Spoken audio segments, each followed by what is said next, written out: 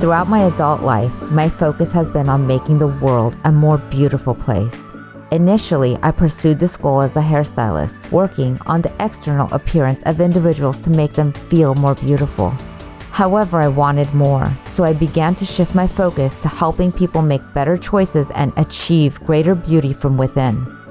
As a transformational life coach, I specialize in helping you identify and change the limiting beliefs that may be holding you back. Join me each week as we discuss, interview, teach, and explore the fundamental principles of healthy relationships. Welcome to Conscious Conversations with Louisa.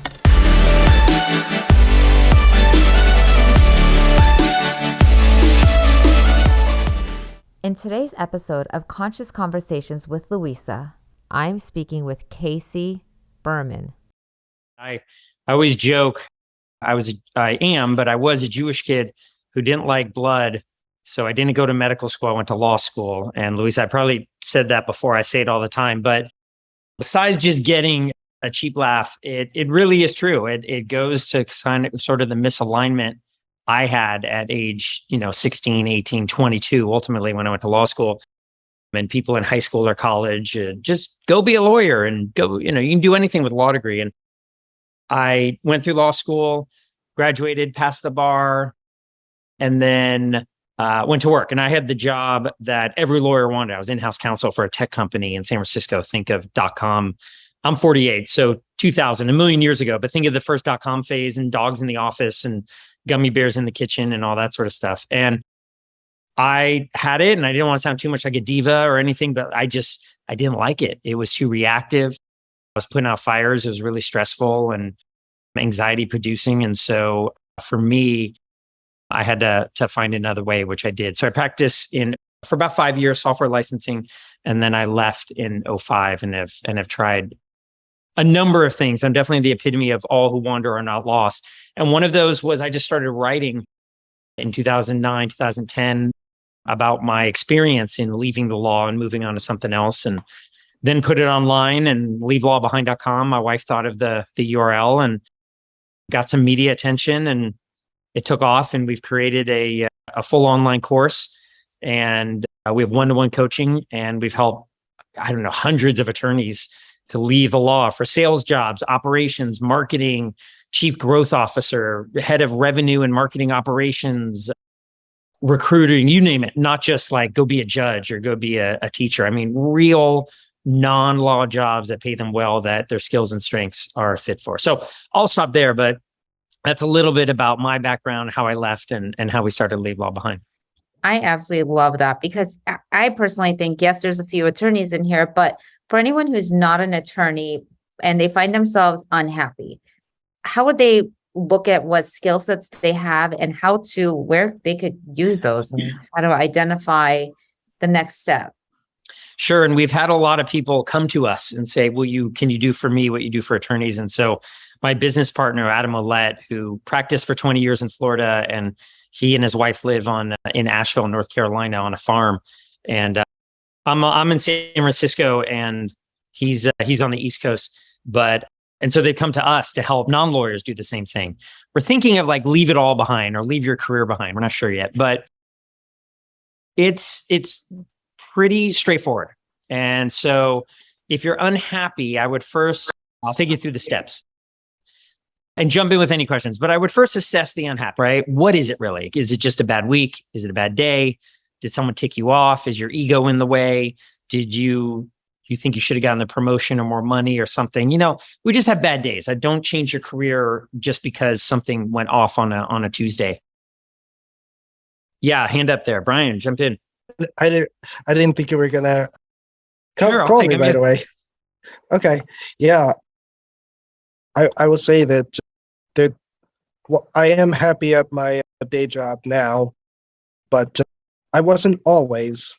And yeah, I agree with that point that you made, that just because you had one bad day doesn't mean that you should change jobs. And I used to be like very, very uptight about wanting something else. I've been at my day job for over 13 years, but yeah, that was the big thing. Right now, I guess my question is, do you help people, or lawyers or non-lawyers, do you guys help people become business owners or people who work freelance, that sort of thing? Because it's a great yeah, question. Yeah. And so we help people with the career coaching. We also help people kind of become their own boss. And so we do that as well. And they all kind of stem from the same source, like the snowpack on top of the mountain, right? That source, all the rivers flow from it, but they kind of go into different ways or different eddies. So I'll get into it. But yeah, you're right. I'm happy you were able to really analyze that and see where your unhappiness is coming from. So that's really the first step is, am I just being a schmuck? Am I just angry at someone? Am I just, what's my deal? Now, if you're really unhappy at work, what that really means is that there's a misalignment. You don't care. Most often with lawyers and with a lot of people who are unhappy in their job, there's not an alignment between their skills and strengths, what they're good at, and what the job description calls for. I mean, that's really why a lot of us are unhappy. We go into jobs for money, security, stability, because it looked cool on TV, because to please mom and dad. I mean, whatever it is that's driving us. But the reason you're unhappy 5, 10, 12, 15 years in is because your skills and strengths aren't a fit. I mean, I'm a San Francisco sports fan, Steph Curry, everyone knows Steph Curry, the basketball player. But I mean, imagine if he said, you know what? I'm great, but my uncle or my godfather who I grew up with was an accountant. I want to make him proud. I'm going to go and become a CPA. Like that's nice, but like really, like you pass the ball, like how to shoot. You're going to revolutionize basketball, and you want to become an accountant to make your godfather proud. Like even he would say, don't do it, right? But a lot of us run through this. I'm going to become a lawyer. I'm going to become an engineer. I'm going to go into marketing. I'm going to go into whatever it is because of we think other people's needs and beliefs. We would think it's crazy if Steph Curry went to go become a CPA, but we do it all the time. So the first thing is that unhappiness, and a lot of it comes from a misalignment. Now, it could be a misalignment usually with your skills and strengths. It could be a misalignment with the meaning and purpose with the company. I don't think you want to go work for a tobacco company or firearms company, but who knows? But even if you're working for a company you just don't really care about financial services and you want to go work for something else, or you don't want to do financial services for the wealthy, you want to go to like a company like Kiva, Kiva, and help women in developing countries start their business, right? Like there's that meaning element, but whatever it is, there's a misalignment. All right.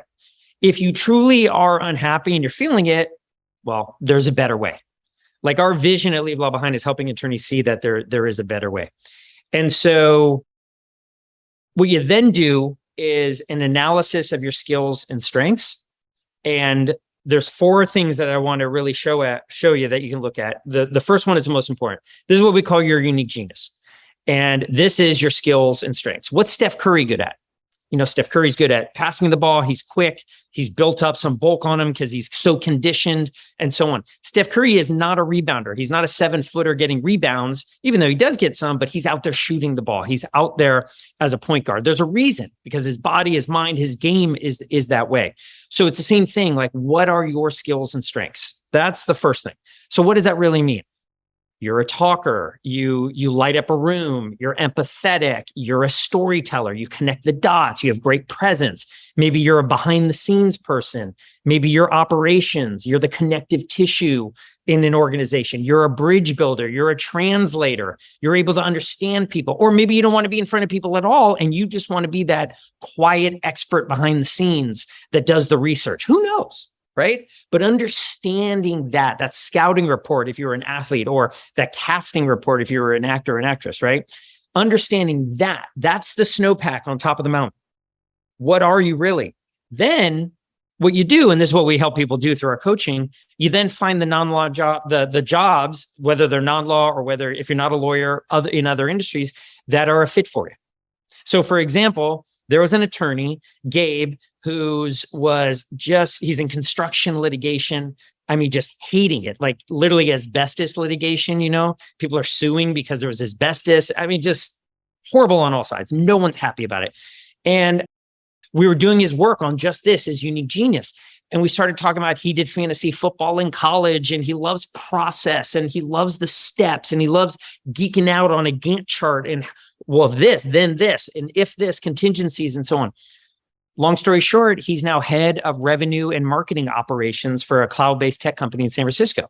What is revenue and marketing operations? They're the folks behind the scenes who pull the levers to make sure that a sales team or a marketing team are running smoothly.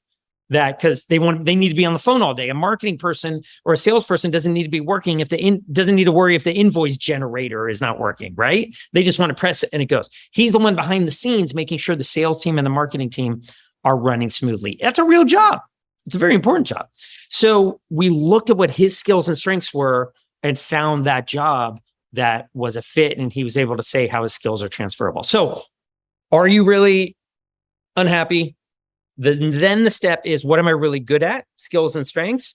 And then I'll just talk about the next three real quickly, and then we get into questions. The second one is lifestyle. Does this job afford me the lifestyle I want? Can I wear jeans in the office, hybrid, remote? Is it the type of people I want to be with? The next one is purpose and meaning. Do I have purpose? Do I have meaning? Do I feel engaged? So for an example, one woman, there was suicide in her family. And she wasn't depressed, but she had it in family members. And she left family law to go into a work in employee relations for a nonprofit that dealt with mental health, really close to her heart, right? And then the fourth one is subject matter expertise. So imagine a tax attorney leaving tax law and going to work in another role at a fintech that wants to overhaul tax preparation, for example, right? That'd be the subject matter expertise. So what you're really good at, your unique genius, what type of lifestyle you want, what meaning you have in the company. And then also the fourth one is any subject matter expertise. 2, 3, and 4 are important, but number one, you could be working at a company that you love, but if day to day you're working in a job that you hate, you're still going to be unhappy. So I'll pause there. But if I had to, this is how we coach people on these steps to really help them understand why they're unhappy, what they're really good at. And then what we do is we have hundreds of jobs out there that we then help them match the jobs to their unique genius. We essentially flip the whole dynamic on its side. Instead of kind of going, please job, take me, we literally say, this is what I'm good at. Which jobs out there, life is a box of chocolates, which jobs out there are a fit for my skills and strengths? Because when you really think what a job posting is, it's a call for help. It's a gap. It's a pain. And we need some help to fill it. So Louisa, I talked a lot. I'll stop there. Hopefully that was helpful. Let me know if anything's unclear or if you have any questions. It is so great. It really is so great. And I could see the exact why those pieces fit perfectly and why we need to look at them. One of the things with everybody going, oh my God, I'm going to switch my job. It's COVID and it's a new opportunity and I want to do something new. And everybody's talking about raise your prices, raise your prices. How do you raise your prices when you're not an expert yet and you're not really feeling that qualified yet to do what everyone's telling you to do? And I see a lot of people really losing hope and getting discouraged because where they want to be and where they're at are not aligning. So now we're talking about starting a business and raising your prices. Yes. Okay. Now I can take the same steps that we just talked about if we want to for an entrepreneur. So we can, they're similar, but we can talk about that as well. Excellent. All right. So let's talk about pricing. I'll tell you my story about pricing. Yeah. David, question. I'm going to let you finish this. And then when you're done with this, I'll come back to my question. Cool. So don't forget it. So Adam, he won't. Adam Willett came out to my business partner. He came out to San Francisco, I think in 2016. And I had said, look, I'm doing this one-to-one. He found me online. He called me at the end of 2015 and he said, hey, Casey, this is Adam. I'm going to be your new business partner. I remember literally going, who are you? Like, what are you talking about? Right. But he's my brother from another mother. He's such a phenomenal person. He should come talk to you, Louisa, as well.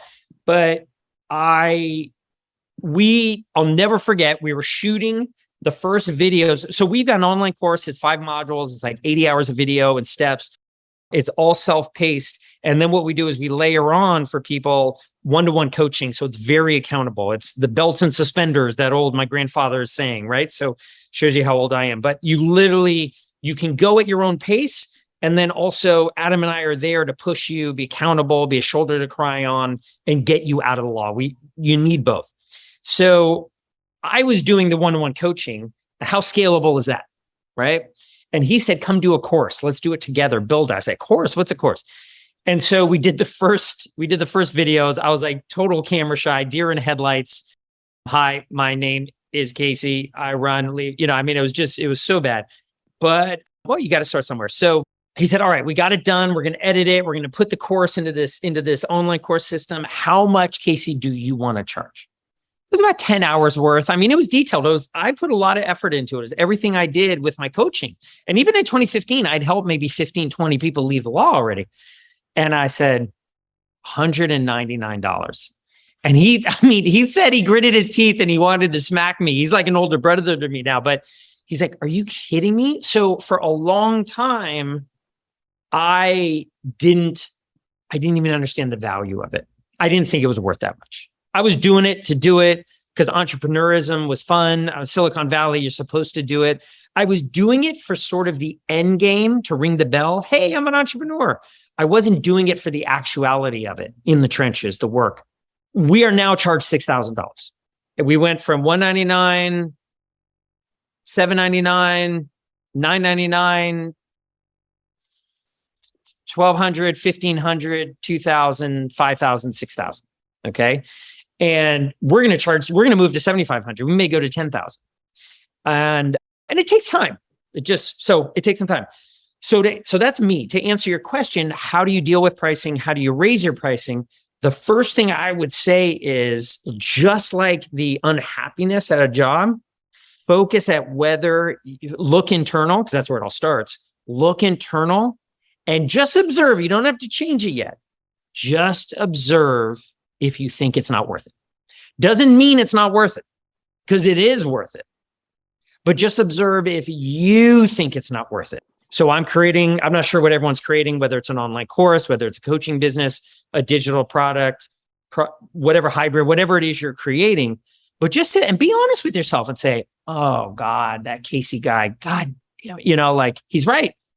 I don't think this is worth it. And that's okay. Doesn't mean you're a failure. Doesn't mean law of attraction, you're going to get everything bad. It doesn't mean any of that, right? It just means observe the thought. Because remember, you're not your thoughts. That's what the Buddha told us. You're not your thoughts. Okay. And I'm a Jewish guy. I'm going to quote Jesus, the kingdom of heaven is within. What he's saying is that your thoughts are literally external of your mind. If you come into the mind, which is the decision maker, you're just the observer. Every new Jesus, Buddha, Deepak Chopra, Oprah, Michael Singer, they all say the same thing. So just observe it. Nothing's going to happen. And it's okay. Then you can kind of observe it and say, why? Why do I think my online course is not worth $500? Well, who am I? I don't have a degree. Okay, now let's put a microscope. I don't have a graduate degree. I don't have a coaching certification. No one's bought it yet. I grew up where money was a bad thing. My dad and mom would always say how the rich are evil. Look at the rich people in the news nowadays. It's always bad stuff and graft and corruption, and there are no good rich people. I don't want to be rich, right? Who knows what your thoughts are? We have a whole module 3 on money, because I had issues with money. And so when it comes to pricing, then that was my story, give you an idea where I came from. And then the first thing to do with pricing is to really look within and see how worthy you think you are. You, as well as the business, are of that price. Then what you look at, then you get into the tactics, like how many modules is it? Do we provide personal coaching? So, if you had a course that's 3 modules long, helping with Excel, $199. Is it lifetime access? Is it 1 year? Is it subscription? If you've got an 8-module course with one-to-one coaching that's helping them, get a job or get a relationship or help with depression, $3,000. Right? So, then it's just pulling levers on it. But before you kind of get to the horse trading tactics of like what it is, because let's be honest, helping someone overcome depression is probably worth more than helping them learn pivot tables in Excel. It's okay. It's no knock on pivot tables. It's just what it is. But before you do that, feel like whether you're worthy, because I can tell you, I just recently felt really worthy of the price that we're at. So I'll pause there. Hopefully that answers the question about pricing. It really does. I so appreciate it. Thank you. Okay. David. All right. Hi. And thank you, Casey. And by the way, I have a San Francisco background too, and I'm Jewish, so we have something in common. But your name was Reedberg before they lopped it off. It was my dad changed his last name from Goldberg to Reed. There you go. That's how it happens. And I'm not sad that he did it. I kind of like Reed better. So, but I have a couple questions, really one, but I'll break it down. I'm a lawyer, and my legal career has been very interesting. It's taken gone in different places over the years. And I will say for the last 15 plus years, I've been in one area of law that I've just never liked it. I'll be quite honest with you. It's soul sucking on many days. And I have to look at my day and go, is this a bad day, or is this a bad month, or is this just the way this career is going? Right. Or where this area of law is, and you're not meant to be happy in any given moment. But I don't look at it, negatively. There's great experiences, and I keep that open mind of happiness and gratitude for what I've done and what I've accomplished. And I was a partner at a very large firm, and now I'm a partner at a very, very tiny firm. But the basic question is, and going back to your 4 points, the last one was the area of expertise. Okay. I've thought about getting out of what I'm doing at different times and going into other areas of law or going into something else. But the area of what do you tell somebody who's in a very specialized area of law? You know what I mean? Which makes my 9 to 5 is workers' comp defense litigation, insurance defense. I work for insurance companies. Okay. Mm-hmm. Very specialized. It's administrative law. Became very good at it. But I also do other things on the side that fill me up with other things that I like doing that I am not an expert at, as I am with workers' comp. Okay. So I do those things. And I always thought about transferring it into that area, which I'll say is basically on the entertainment side. But what would you tell somebody who really has a long career in one area and doesn't know if their skills in law are that transferable? Okay, so great question, but let's not muddy things up. And here's what I'm saying.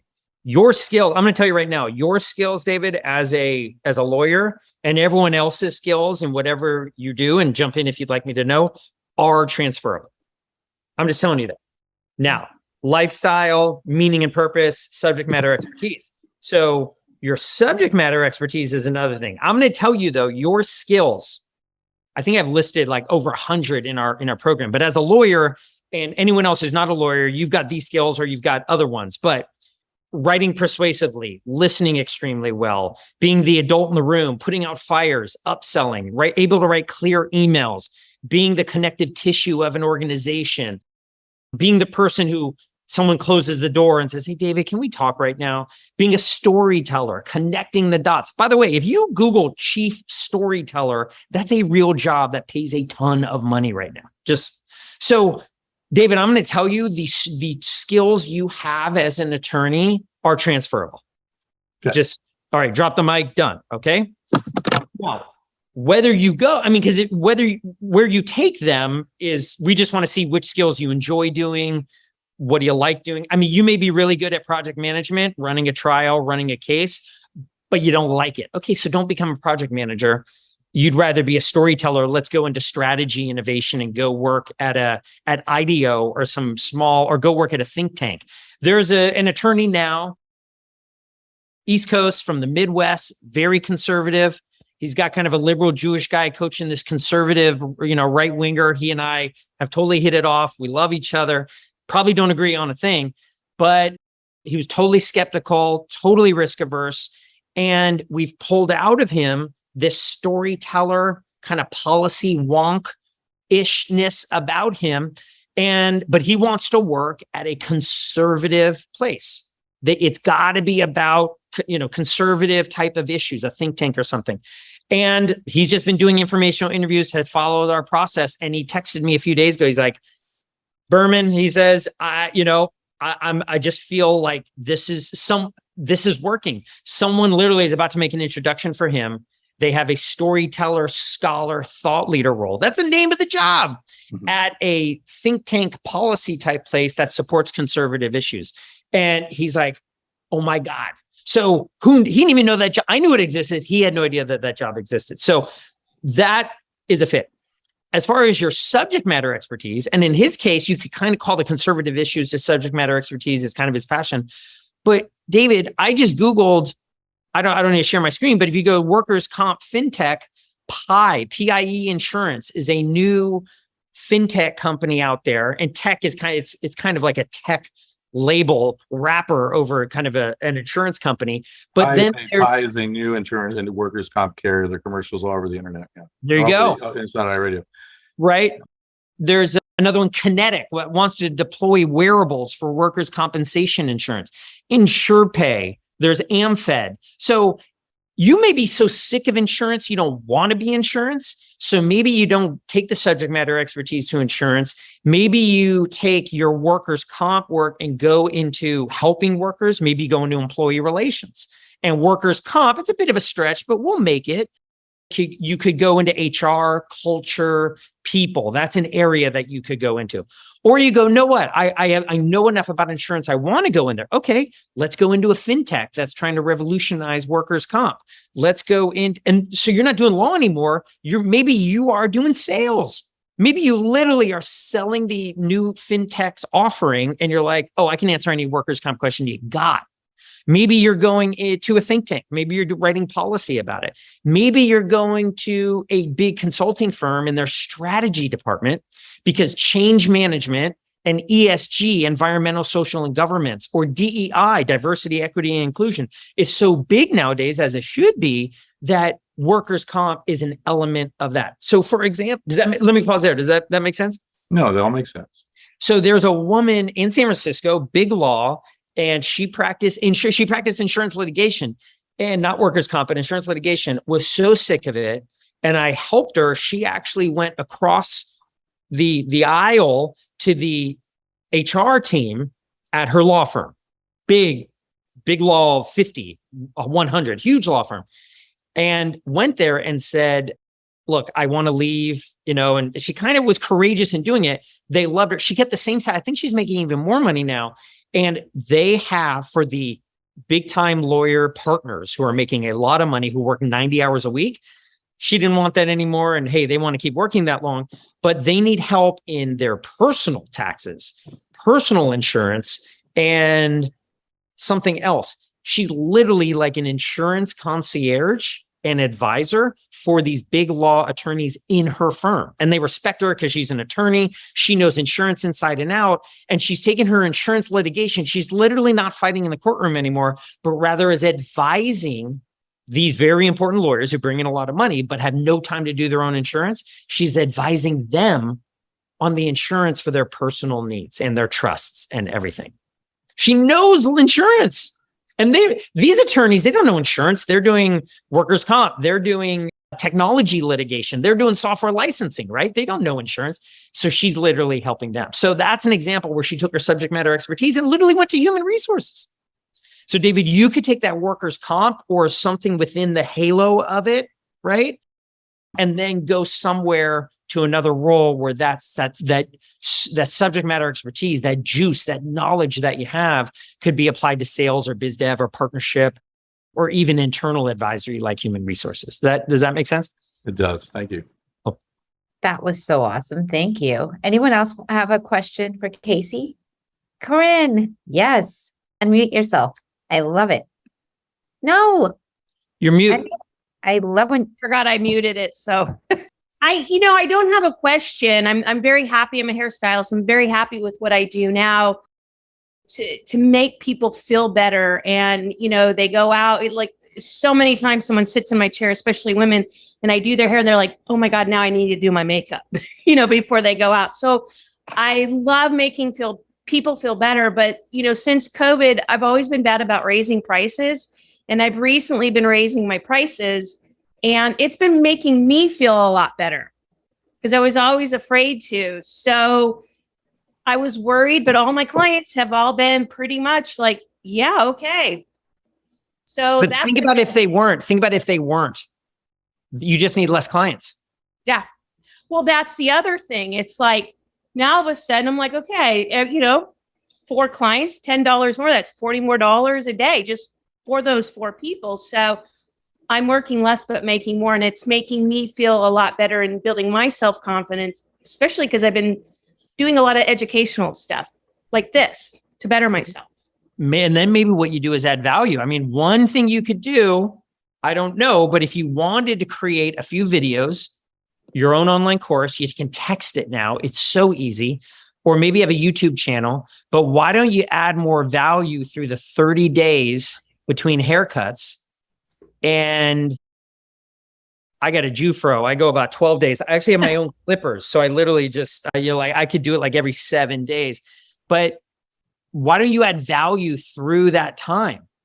So it's not just cutting hair. I mean, I do strategy work for big companies and as well. And I was talking with the head of security for a big box hardware company,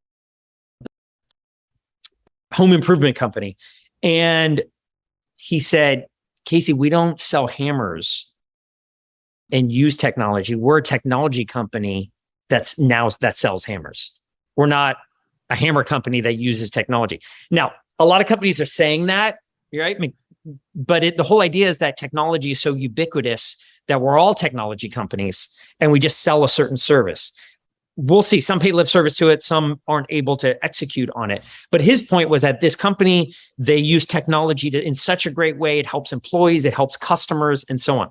So what if you are not a hairstylist who cuts people's hair, but rather you're a tech-enabled, not to get too wonky, but like you're a technology firm that makes people look better and feel better, right? And we'll keep that between us. You don't need to put that on your business card. But well, what does that mean? What that means is technology literally is just another way of delivering information. Whether it's YouTube or social media or a text, is just another channel. That's all it is.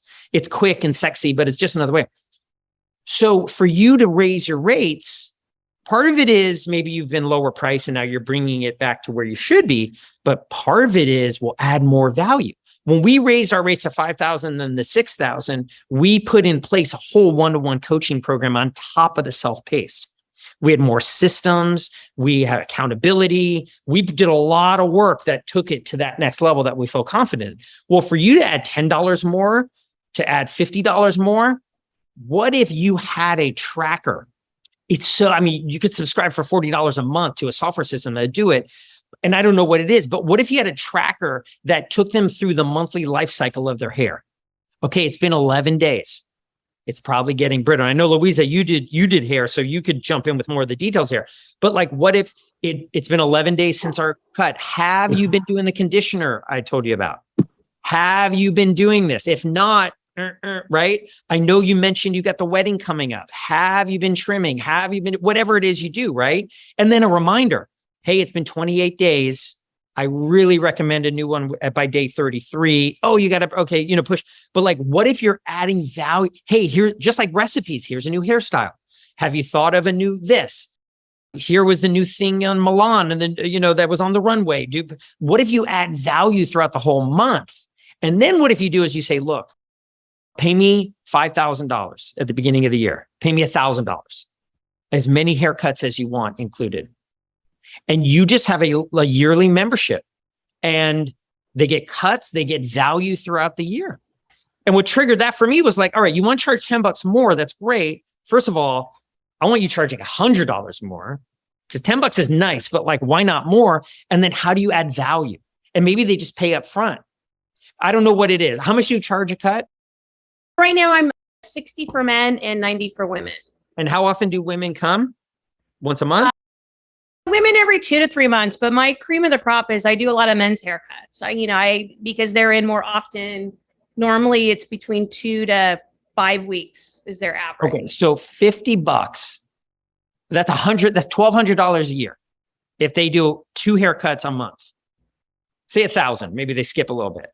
What if you go, look, $700 up front, unlimited haircuts, right? And then added value throughout. I don't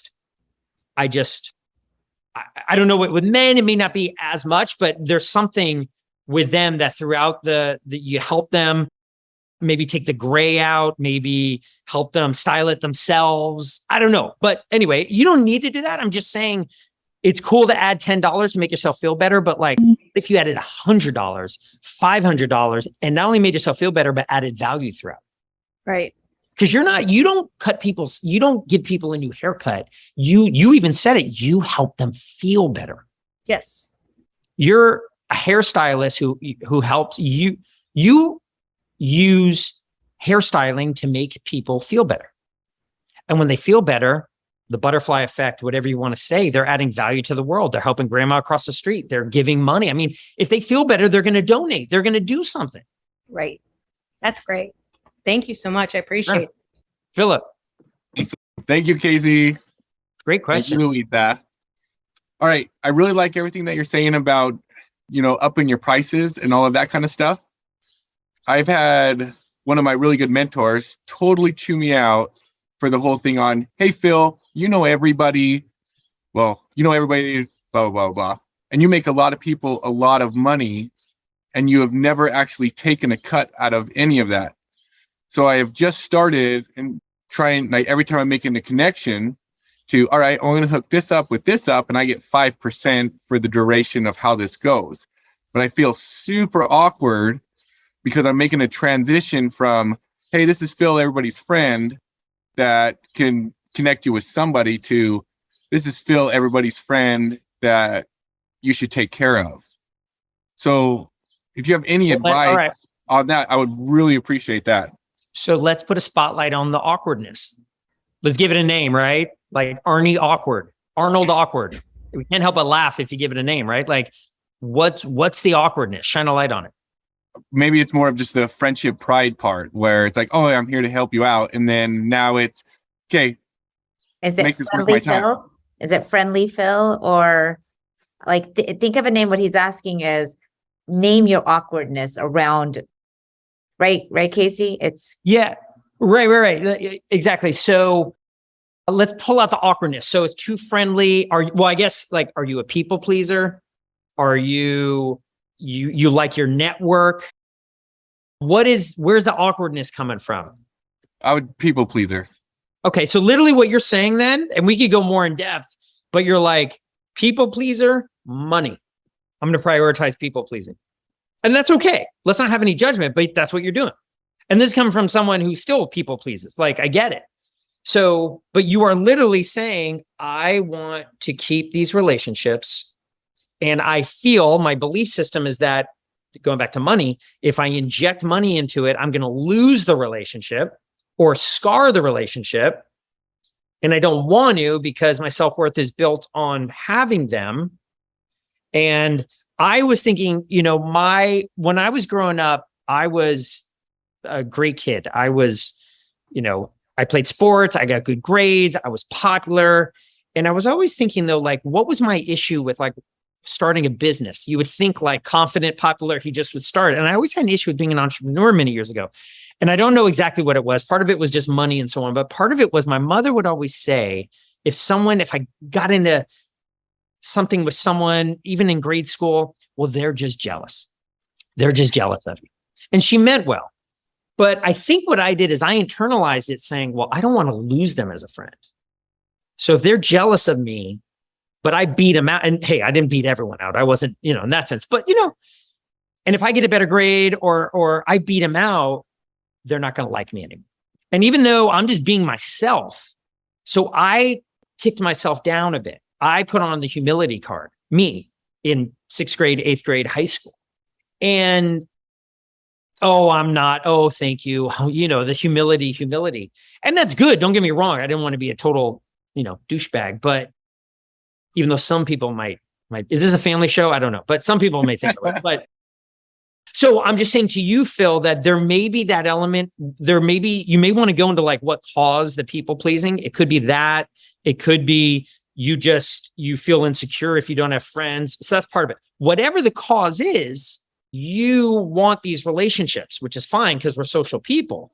So there's two things I would say. One is prioritize money, not in a bad way, but you literally need to pay your bills and you're providing a service, right? So prioritize it, or equal, just so that it's not out there. And then you just get, like we did with pricing, then you just get tactical. Like, let's work on a email that you can write, work on a gentle way to do it. Okay. Or what you do is with this group of people you're doing, don't inject money in it. It's a hobby. You just help them. You're the connector. And then just find a new group of people that may be there already. And that's where you make your money, right? Or a mix thereof. But there just may be some people that, you know what, you're just going to do your stuff for free because they go back in the day or they help you in other ways. Or, you know what, I just want to keep pleasing them. And that's just what it is. Forget what Casey says. Like, I'm just going to keep pleasing them. That's my vice. And that's fine. I do it too. But maybe find that group of people that you feel less emotionally attached to and you don't care if you burn it, and start charging for that connecting there. Or find people in your current network and just do it gently and diplomatically and say, you know what? I don't know. We can suss it out. I'm starting a new business, or, you know, I've been able to, someone told me that my connections is really my net worth. I want to, you see where I'm going? Oh yeah, I totally follow it. And I really like how you said pull from that new group, because that's exactly what I've started to do. And I'm feeling pretty comfortable doing that. And it's working for me, but it's everything that's already in my current scope, or that was in my current scope, that I'm just kind of leaving. And then I'm bringing the value over and kind of bring it in. So I guess I am doing it the right way. That was really nice for you to say it that way. So thank you very much, Casey. And you can grandfather some in, like maybe in your current one, 40% of them are just for free. And hey, man, that's just what it is. And I'll do it. But then maybe fine, because there may be some low hanging fruit. There may be 60% of the current group. Think just now it's just tactically, how do I say it? How do I say it well? Because you could really make some good money from them, because you may be projecting onto them that they're going to get into a huff and storm out. They may not. Or you make it a contingency fee, like only pay me if it closes. Or say, you know what? You want 10 grand for this. I'm going to negotiate on your behalf and get 5 grand. If I get more than what you wanted, let me get a cut of that. That's found money for them. Or blame it on someone else. Blame it on a partner. Blame it on someone, you know, like, hey, I've got this business advisor and he's been pushing me. He says my network is my money, you know, that sort of thing. Awesome. I love it. Thank you, Casey. Or you get paid on deals 20 grand and above, but for these old friends, 20 grand and below, you still give for free. There's all these different ways to slice it, right? So, but good, you're doing it already. So I love it. Oh, I love it. Thank you. That's awesome. And then hold on. The other thing that you may want to do is start becoming a thought leader, like do videos, start writing, maybe even create a website where you start writing about what it is you do. Do some videos about it. Like Louise is doing, like I did with Leave Law Behind. And then all of a sudden your friends may go, oh my God, like what is he really knows his stuff. Maybe formalize it a bit. And you could SEO it and make it big for the whole public. Or what you could do is it could be something after the fact where you're like, hey, well, nice to meet you. Well, here's something. Let me send you my website. Get to know me. There's a few short videos. There's a few articles I wrote. And they read it and they're like, oh my God, this guy knows everything. Yeah, let's go. And it's almost like what you can do is you could personalize it where like these, you know, you could do video. Dub, D-U-B-B is a great way to do it. Dub.com. There's a free version and a subscription version. Adam does it all the time. And then you personalize a video. Like maybe to your friend who you feel tough, you feel like you're, Louise, I'm sorry, I'm talking too much, but where you feel like you're going to push buttons, maybe you send a video. Hey, friend, I know we're charging. I hadn't done it in the past, but I just want to shoot you this short video to kind of take you through the steps of where I'm going. And maybe you have the hard conversation with them via video and they can kind of sit on it, listen to it. And then they come back to you and they go, you know what? You're kind of an ass and I wish you weren't charging anymore. But like I watched that video and I get it.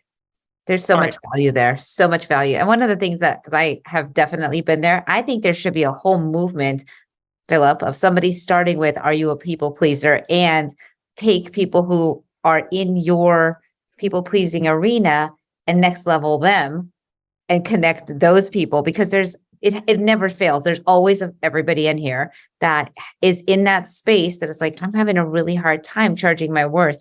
I have to say though, like the people that I have not charged my worth for are the ones who haven't respected my work. The ones I do charge my worth for, absolutely respect. When I was on bed rest during my pregnancy, there was a lady that I wasn't even allowed to stand up, like, let alone go do hair. And I went into the salon because somebody else had screwed up her hair and she was desperate. And I went in and sat on a chair and supervised as her hair got done.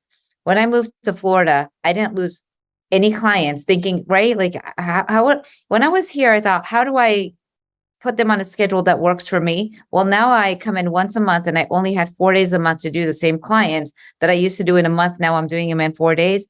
Not one person left me except for that one, except for the one I put my pregnancy at risk for to get to the salon. Yeah.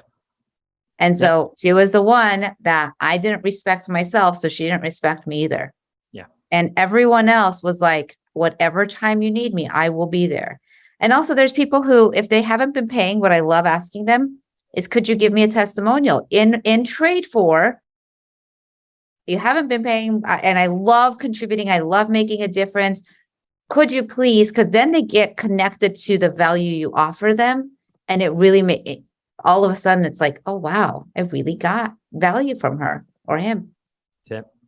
Dave, I'll jump to you in a second. Dorinda, Fatima, Kevin, anyone else have questions or thoughts or comments or disagreement, pushback, anything before I jump to David's question? Well, I did want to say, when you brought up the charging of costs, and the funny thing is, you said relationship coach. Louisa knows where I'm going with this, actually. So you had this conversation and you actually said exactly what I charge and everything that it comes with it. And honestly, when you said it, the way you said it, it was like, okay, it was the aha moment. I need it to be like, yeah, I feel good. I do feel good about what I charge. But I have to understand too, that I have to put that energy out to get that back. But I just wanted to say thank you, because it was that aha moment.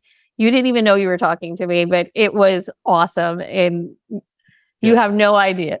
Oh man, that just makes my day. Louisa, thank you for having me. Dorinda, thank you for saying that. That makes my day. So good.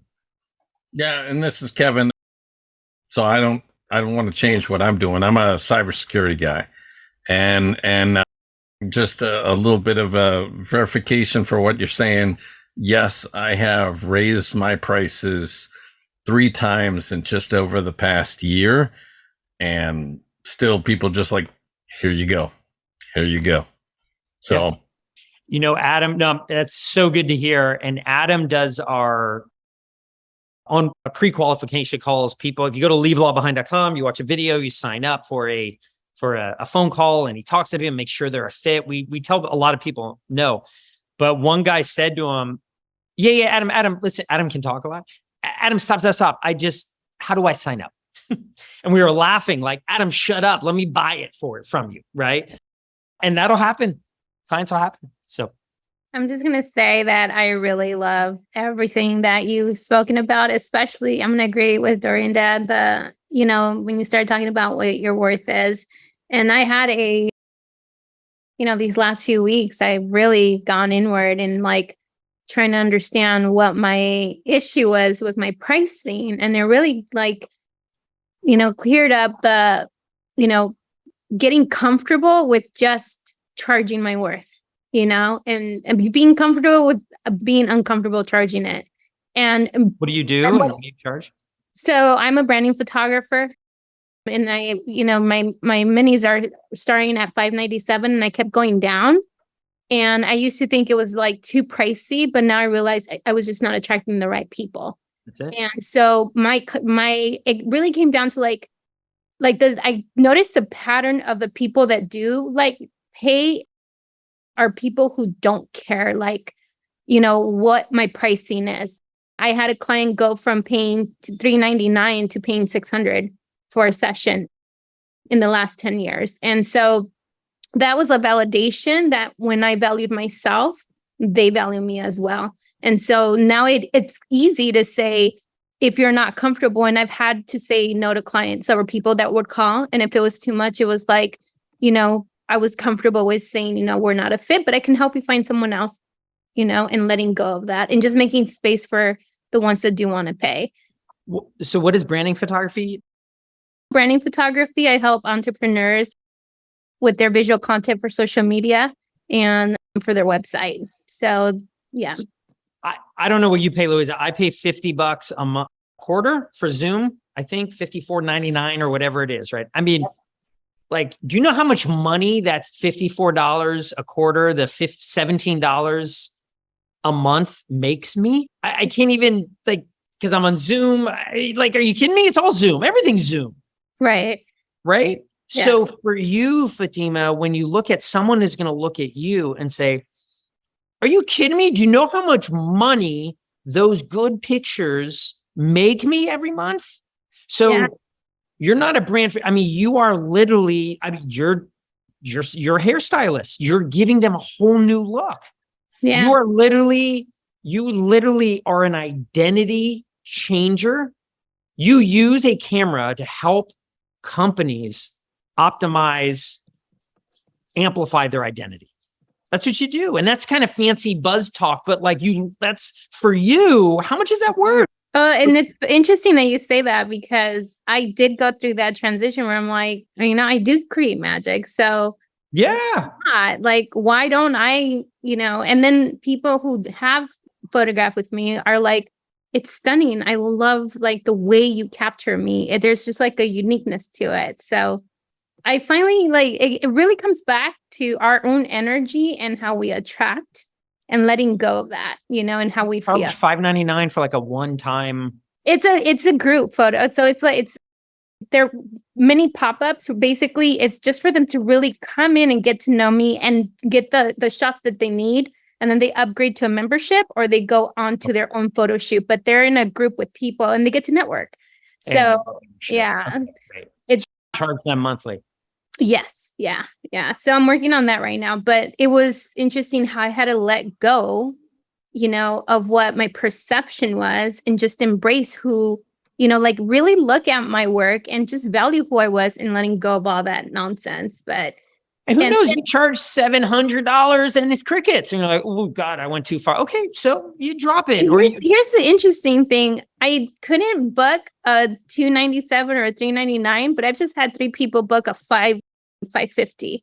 That's it. More people book for the $550 than they did for the $299. And I kept thinking it was the pricing, but it wasn't. It was the energy around the launch and the marketing. And that was another aspect, and how I felt about it. And once I was comfortable with that, then that's when things start to really take off for me. I will. I'll reach out to you. The headshots, I just had headshots done, which Louisa, you pulled for this. But yeah, Fatima, let's talk more. I don't know what I need for my business. So absolutely. She's amazing. She's my photographer. I used to be like, I hate taking pictures. Right. I met Fatima, and all of a sudden everyone says, oh, you're just photogenic. I'm like, well, because I found someone who knows how to take my pictures. Totally it. All right, great. David, I want to get you before we go. Hold on. Yeah. Thanks, man. Well, first of all, something you were saying about the pricing is, in my firm, I can't negotiate, but other things I do on the side, in relationships that I found myself trying to not charge or do things for free just because I thought I would get that. It would, down the road, it would turn into something more and more and more and more. And I found that I just got to stop doing that and just say, no, I'm going to charge this. And if you don't like it, fine, move. I don't care. And I've gotten much better at that. But the question that I rose my hand for was going back to those 4 categories. And I'm going to bring us back to what you do per se. And maybe this is a little bit of an unfair question to ask you, but what is anecdotally, I'm not asking for analytics or anything like that, but when somebody uses you and uses your service and goes to you and they move and they do transition to another area, I know that sometimes money is not important to them when they go somewhere else. It's now about lifestyle or the alignment. Something is more important to them than their money. But have you found that people, or is a good significant who are leaving the log, still are able to go to an area or do something where they're making either as much or more on a regular basis? Yes. Okay. Equal or more. Okay. Absolutely. The ones who take a pay cut, take it because they've got savings and they have a spouse who can help them. But what they see is that I'm going to start here. I'm going to get promoted in 6 months because I'm just a rock star. And I'm going to go up and get salary or bonus or so on. Or I'm going to move to non-law job number 2 and make the money. So sometimes you take one step back to get 4 steps ahead. or you take that one step back because you know what? Let's just be honest. You're going to a new industry. It's you don't want a ton of anxiety. You want to start small and just kind of get your feet wet. Okay, so I'll take a little bit less money, or I'll take my same salary. But I mean, time and time again, hey, Casey, I got promoted. I moved to non-law job number 2, non-law job number 3. I mean, I'll tell you, one guy took a bit of a pay cut, was in low 100s, and now is his base. He does biz dev now is going to be 391, and he can make over $1 million this year. And he came from, if he does pretty well, not even through the roof well, like if he does pretty well. And this guy 3 years ago was he family? He wasn't, it was just business litigation in New Jersey. And now he's one of the lead salespeople for a SaaS-based tech company that's based in Europe. I mean, how did that happen, right? Well, transferable skills. He went to a consulting firm and started selling consulting services. He started meeting with people from AWS, Amazon, Microsoft Azure, Salesforce, all these partners. And he sort of, he's 40 years old. He's not a tech geek, but he knows enough. He likes to geek out on some tech and learned about the cloud, typed into Google, what is cloud? What is DevOps? What is Sec DevOps, right? And before you know it, he's talking tech speak like Kevin would. And now he's making literally 10 times as much money as he did 3 years ago as an attorney. So that was a question that I had. It was actually a question that a couple of attorneys I knew couldn't get on here, who couldn't get on tonight, we're going to have. So I'm actually asking for them as well. Yeah, no, it's possible. So, and then some people I've known, they were making 175 as an attorney. They went down to 160 when they left. They're up to 185. Non-law job number 2, they're at 225. There's that incremental, but they're making more money. But here's the thing. They're not being lawyers. They're not being lawyers. Their weekends are back. Their evenings are back. And per hour, this is the thing. There's this crazy story with lawyers, but think about also is like, when it comes on a per hour basis, lawyers, when you think about the amount of hours they work, they make $70, $60, $50, $40 an hour. I did for a long time. For the amount of hours I was working, I figured out that I was making less than my assistant at different times per hour. So. And that may be pre-tax. Think about post-tax. Yeah. Mm-hmm. So, absolutely. So, any other questions or anything else I can help with? You've been amazing. Thank you. I'll say thank you. Sorry. I do have I have one more question. Okay, yeah. So I'm like I said, I'm a relationship coach and still doing that, but I also come from a very creative background, and I have a side business to that in content creation. So in starting that and starting with doing videos for people for social media, because it is a huge thing. And technically you do need that for your businesses now. And the segue, how can you do that when people know you for one thing and then going in and still sticking with that, but doing another thing? How can you go from coaching people on relationships? Yeah, relationships. I mean, in the part with relationships, I started with doing online dating apps. Like I was doing online dating profiles for people and went into doing relationship coaching. Is that somewhere where I can meld them together, or you keep them totally separate? Into what? What's the second job? It's content creation for people. So I would be content creating for people. I will be making the videos, I can manage their accounts and everything like that. So because I have been doing that too.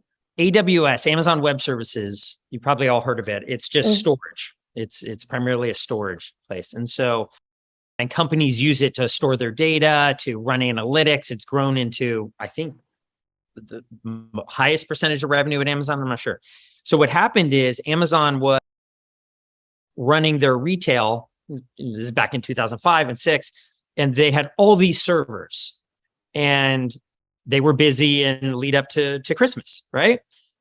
October, November, December, January was the bit, and then it just fell off because people weren't buying as much. They were buying when they're buying as much.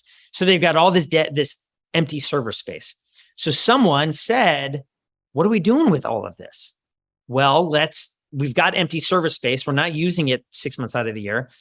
Why don't we, instead of going to B2C and selling each of us books and CDs, why don't we go to businesses and use these servers it blew up. And businesses are like Amazon, security, they know what they're talking about, trusted name. I thought they only sold books, but I'll give them a shot. And now AWS is huge. Well, I mean, business storage and security selling books, totally different, right? So for you, Dorinda, I would say, hey, everyone, I'm the leading relationship coach. You know me as a relationship coach. And part of the relationship coach that I've done is I've created a ton of content.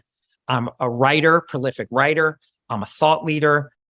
I write internally. I write for my clients. I write publicly, see all my articles, see my YouTube videos, whatever it is you're creating for your business. I have been asked by many people to take that transferable skill, like I was telling David earlier, of writing, pulling at the heartstrings and whatever it is you want to go to, whether it's creative writing, whether it's emotional writing. And I've been asked, Louisa asked you, Kevin asked you, I asked you, I've been asked by some people in the industry to help. They've been so impressed with my writing and they want me now to help support them on their writing. So in the same way I'm helping people with a relationship between them and a person, now I've been asked by people to help them in a relationship with their customers. And the vehicle I'm going to do is copywriting. So I'm happy to announce dorindawriting.com. And through this, I'm going to be taking on clients to, like that sort of thing. So I would see it's a transferable skills, and you just sort of tell that story about it's all a relationship. In the same way AWS said, we can sell you books or we can sell you space. And they're all secure and we'll give you all the analytics. Excellent. I like that. Thank you very much. That's great advice. I appreciate it. That was so good. I'd love to see who has the takeaway from today. What are you going to implement after? I love where we get all of this amazing. Yes, this is so great. But does everybody have something they're leaving with that they're actually going to do? Yes. Awesome. David, yes, I could see your hands up. It was a yes. It was a yes. Yeah. Actually, right now, Casey, you just validated something else for me. I have been on this journey for wellness, and I was thinking of incorporating wellness into my current business, which is photography, because the biggest thing about photography is confidence, right? And the way you feel good, the way you build up that confidence is by feeling good. And you feel good through feeling great, right? Which is the wellness aspect of it. So I just want to say that was a huge takeaway, that I feel like I'm on the right path. So thank you so much. This has been fire. I love it. I want to thank you personally. Well, when you think about it, we've got a thought, which is energy. Yeah. That then morphs into a feeling, which is a vibration in our body. And then based on that feeling, something manifests in the world. You punch a wall, or you give money, or you are the life of the party, right? Sure. So the feeling that you're talking about there usually is generated, and I'm using feeling and emotion synonymous. They're kind of different, but it comes from a thought. Oh, I feel like I look like crap. I'm so not worthy. Right. Or I feel really good and that looks great. And my website looks great. And those pictures are great. I can do this. So true. I love it. Thank you so much, Casey. All right. I'm going to go.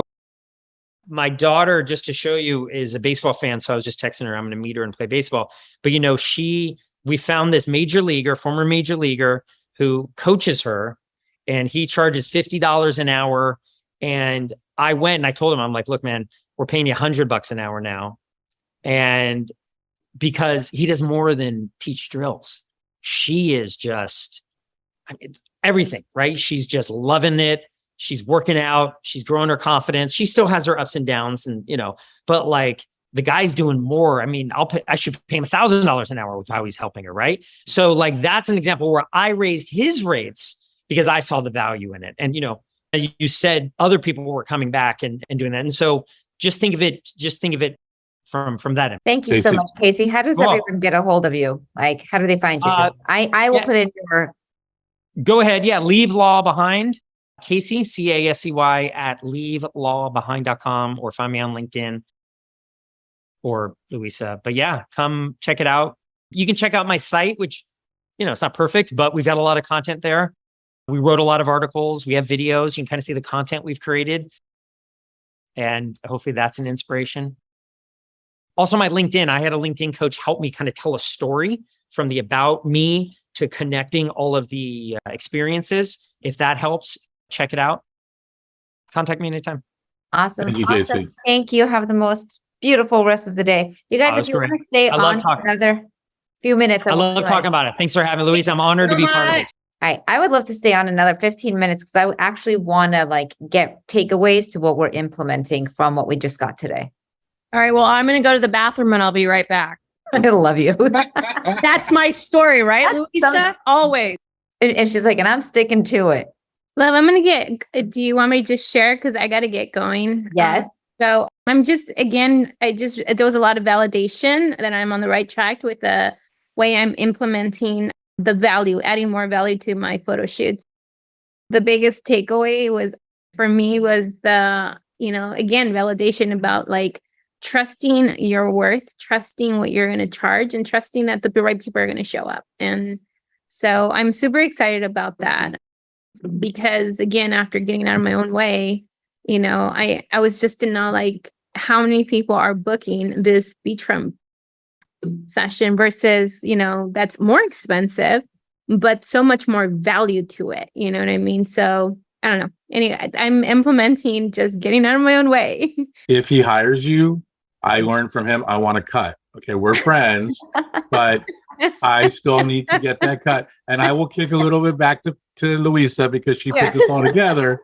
I'm not stupid, but I'm learning. And this is the price of learning. Yeah. Okay? All right. So I will be sure to make sure it's worth it for all of us. Thank you. I love this. Perfect. Have a good night, everyone. Bye. Good night, Fatima. Good night. Good to see you. I love this. Philip, I loved your question because I feel like a lot of people are stuck in because that's, you're just like, how do you label a connector being a job? Yeah. You're like, what do you mean? So I know you and I know you in here, right? And so but there's so much value because the two people you're connecting are really just the right fit for each other. And there's like a job there that hasn't been discovered yet with like label. So the label of it that I was told to change all my image to was as an agent. Like you need to start advertising yourself as an agent because an agent can, layer as many, many different things. And yeah, that's kind of the way that's been going. But I really like the way that he was saying, like just kind of wherever your bounds are now. Holy shit, it's getting dark where I live. But wherever the boundaries are where you are now, just follow with that, then add on to the next ones, which is exactly what I've been doing. Yeah, no, that's brilliant. And the minute that we start charging our worth, all of a sudden I was telling Corinne today that I had a client, I gave her the most ridiculous price on something that she had asked me to do. And then she went to someone else to get it done and they totally screwed it up. And then she came back to me and I was able to be the shining star.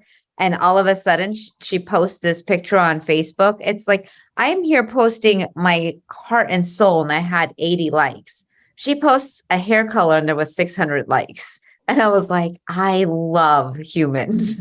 I actually had one of my guy clients before I raised my prices up $10. I gave him the price. He's like, that's it? You should be charging 60. I was like, all right, I'll start charging you right now already. So, as I've raised my prices, I've felt better about myself because now I really take the time with them. And I find that a lot of times people who really want the deals are the people who really aren't great clients. They like drain you of your energy. Mm-hmm. David, what did we learn this weekend about the 2 C's? Oh yeah, the 2 C's. Pretty much in any system that you create, but everything that you look to do and how you're doing your business and every decision you make is whatever you're thinking about, whatever you're choosing, whatever thing that is being implemented, is it contributing or is that person contributing, that mindset contributing, whatever it is, or is it contaminating? And if it's contributing, great. If it's contaminating, where your vision is, where your alignment should be, or where you're going, you cut it out. You take it out. I I thought like that that. was so good because they were talking about how it's all about like time, and you can make more money, but you can't get back time. Right. And as people make decisions, as I make my decision, I'm like, do I really want to do this? And what I really love how simple he made it was like, is it going to contribute to you or is it going to contaminate? I love stupid proof. If something can become stupid proof, I'm like all over it. So thank you for anyone who makes anything that easy. No, that was big. By the way, we need those notes should go to everybody. I mean, we could make a set for these people here that would give them some clarity. Yes, we're charging. We're charging for that, though. That's fine. That's all good. So yeah, I thought it was so valuable. And what he was saying is, how many times do you look at somebody in your life and you're like, oh my God, you could do anything in the world and you see someone's value and you raise them up because you believe in them. But then you go and stand in the mirror and you're like, not seeing that in yourself. You like see it for everybody. You're like, oh my God, you're totally going to make it. You're going to be so great. I so know you're so fantastic. And then you go stand in the mirror and somehow it's not the same thing looking back at you with the same belief. And so, I love collecting evidence. I love looking at how many people say to me, they do not worry about me. They know I'm going to make it. And so when I stand in the mirror, I'm like, it doesn't matter how I feel or what I think or all the stuff that I've told myself.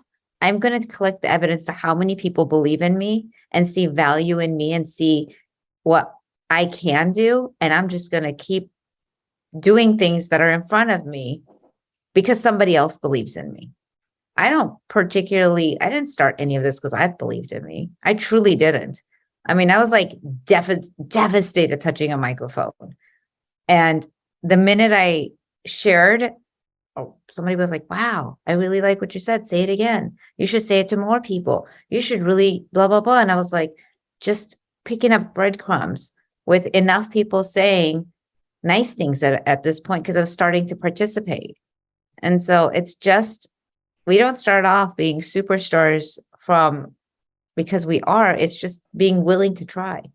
And imagine, like during COVID in March, or 2020, where I didn't even know how to use a Zoom link at all because I could hardly send an email. I decided to start hosting meditations in the morning. And every morning it'd be a group like this, and we would all just kind of hang out and chat. And like, how much fun was that? And it came from nothing. It came from one person saying that, like, you know what you should do, Louisa? And Miss Nikki, Miss Beautiful Queen. I love that I just saw her face. She was on it with us every morning. So I'm going to let you say this. What was it like? And we met online and she was off of an Instagram. Hi, Nikki. Hello. Actually, I love this story because it wasn't even off of an Instagram. It was like Daniel. Me and Daniel were in this program, and this program didn't even originate here. It was like out in in California. And I'm like, what are the chances I meet Daniel? He's like my next door neighbor or something. Literally, Fort Lauderdale. I'm here in Miramar. And I was like, do you know meditation? And he introduced me to you. But in those 2 months, I think it really changed my life. And we talked last week and we still talk about it. He was like, this reminds me of Louisa's meditation. But it was the most, I would say, like, you were really inspiring. In a way that was so open, so loving, so nurturing. It was a space where there was no judgment for anything that we're going through, but more empowerment. And the space that you hold now, it's on a different level. But it's still that same Louisa, that your heart is so connected to helping other people, to bringing them up. Thank you. So Nikki, in this time, had a baby too, who's now walking. Oh. How do you go from, hi, I'm just having fun, to like, I'm pregnant and my baby's now walking? It's, like being a hairdresser for as many years as we have been, doing someone's hair for their prom, their graduation, then their wedding, and now that you're doing their kids' hair. So all of this beautiful experience that I was the girl who like would never raise my hand or participate in sports because I was like, oh my God, there's a ball. Like it might hit me. Like I would be like, oh my God, it's coming at me. So never participated in anything. To go from never, let alone being like, hi, can I put this together? And y'all are going to participate with me. So I love that, how powerful when we really look in the mirror and realize like, we're doing this. You know, we get this stuff here and we get energized and we get clear. And then all of a sudden we're out in the world making a difference and inspiring others. Because the minute we all take that on, someone else is seeing you doing it going, oh my gosh, she wasn't doing it. Now she's doing it. He wasn't doing it. And now he's doing it. It's 1,000,000% possible. Let's go do it. Hi, Kevin. What are your action items? What are you going away with today? Well, there was a lot of validation of things I'm working on. Some of the things that, change my profile a little bit, make it more facing, and it's more about the customer rather than it's about me. So a conversion of that. So that was some of the things he was mentioning there towards the end.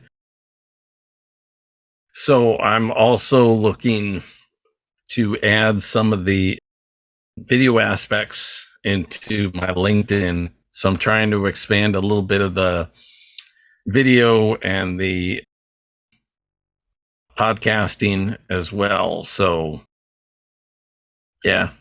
So it was good to hear some of that validation. So Luisa and I learned a lot about you versus I this past weekend too, in marketing and presentation.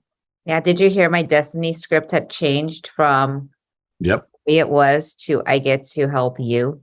Mm-hmm. It's all about, you did a great job. Thank you. Yeah. And, it's so great that we are always leaving with a nugget to go do something with. Mm-hmm. Love you all. Thank you so much for. Oh, Nikki. Yes. Hold on. No one's going anywhere. I got to hear Nikki. I totally wanted to add, thank you for this because it was validating in terms of using your skills in different areas. Because I have been so stuck on one track. So when he said, you can just repurpose your skills in other aspects or other areas, I'm like, you're right. I could. Don't you feel like some of the most basic things are the one you're like, how did I not know this? David, I'm going to put you on the spot for this, but yesterday, and I'm saying this in the most loving way possible. I don't know about that. I called him Rain Man. You called me what? Rain Man, because he's so fucking smart. He's so insanely smart, and he knows everything about everything. He's so easy to connect with. He's just this like walking encyclopedia of brilliance, and him and Kevin both. Like I love being surrounded by brilliance. Hey, David, could you answer this question for me? Did Qantas ever crash? Qantas never had a crash. Never had a crash. Kmart sucks. Kmart sucks. Kmart sucks. First, I'm an excellent driver. First, I'm 86. It's never had a crash. No. People's Court. You know what? I just love the brilliance. I love the brain. I love the brilliance. And, we're just walking around going, how do I do this? How do I do that? Like, hello, have you looked in the mirror? You're fucking brilliant. Like, hello. Well, don't, and I think Kevin can, will agree to this. Don't confuse massive amount of knowledge, knowing a little bit about a lot of things. Okay. No, but you know a lot about a lot of things. You're a very smart man. Okay, thank you. And you're absolutely right. And so are you. And you know what? You know how I know you're that smart? Because you recognized how smart I am. That's how I know how smart you are. So there you go. Yes. Look at Kevin. Look at Kevin. Corinne's freaking out, but look at Kevin. He's just, But here's the thing. It's like I David had looks a at little me. puke I had to swallow. Sorry. Yeah, but David Do looks not at me. just He's like, "Oh my improv. God!" He looks at me and he's like, "There's no question that you're going to make it." And I'm like, I look at other people and I look at all of you, and I'm like, "There's no question that all of us are going to make it, right?" Like, because all it is the community we build, the love we build, the way we support each other, the brilliance we see in each other, the contribution we make every time we open our mouth and participate and contribute. And it's like, how could you not succeed with this, with like showing up with your heart all the time?